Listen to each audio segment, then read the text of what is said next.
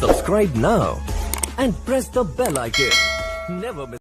अक्सर आप कुछ इस तरह के सेंटेंसेस को डेली लाइफ में यूज़ करते होंगे, जैसे कि मुझे जाना पड़ सकता है, तुम्हें रिश्वत देनी पड़ सकती है, तुम्हें सच बोलना पड़ सकता है, आपको दवा खाना पड़ सकता है। तो इस तरह के सेंटेंसेस को इंग्लिश में कैसे कन्वर्ट करते हैं, तो चलिए देखते हैं। इस तरह के सेंटेंसेस को इंग्लिश में कन्वर्ट करने के लिए कैन हैव टू का यूज़ किया जाता है। चलिए इसके पहचान के बारे में समझ लेते हैं। जब किसी सेंटेंस के लास्ट में पढ़ सकता है, पढ़ सकती है, पढ़ सकते हैं का सेंस आता है, तो वहाँ पे हम कैन हैव टू का यूज़ करते हैं। इस तरह के सेंटेंसेस से पॉसिबिलिटी या फिर कंपल्सन का बोध होता है, जैसे कि मुझे काम करना पड़ सकता है।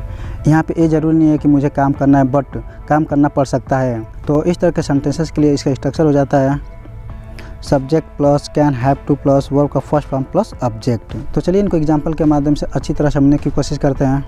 यहाँ पे देख सकते हैं पहला सेंटेंस है मुझे जाना पड़ सकता है। इस सेंटेंस में पॉसिबिलिटी या फिर कंपल्सन के बारे में बताया गया है कि मुझे जाना पड़ सकता है, ज़रूरी नहीं है कि मुझे जाना है। तो इसका इंग्लिश हो जाता है I can have to go, I can have to गो।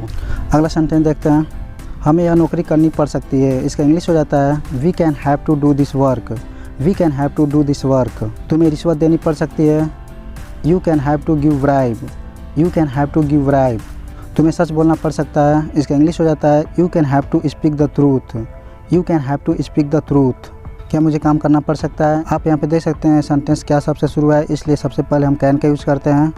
तो इसका इंग्लिश हो जाता है can I have to do work, can I have to do work. आपको दवा खाना पड़ सकता है, you can have to take medicine, you can have to take medicine. तो इस तरह से आप इस तरह के सेंटेंसेस को इजीली कैन हैव टू का यूज़ करके इंग्लिश में कन्वर्ट कर सकते हैं। तो आज की वीडियो में बस इतना ही, मिलते हैं नेक्स्ट वीडियो में। तब तक के लिए नमस्कार, thanks for watching this video.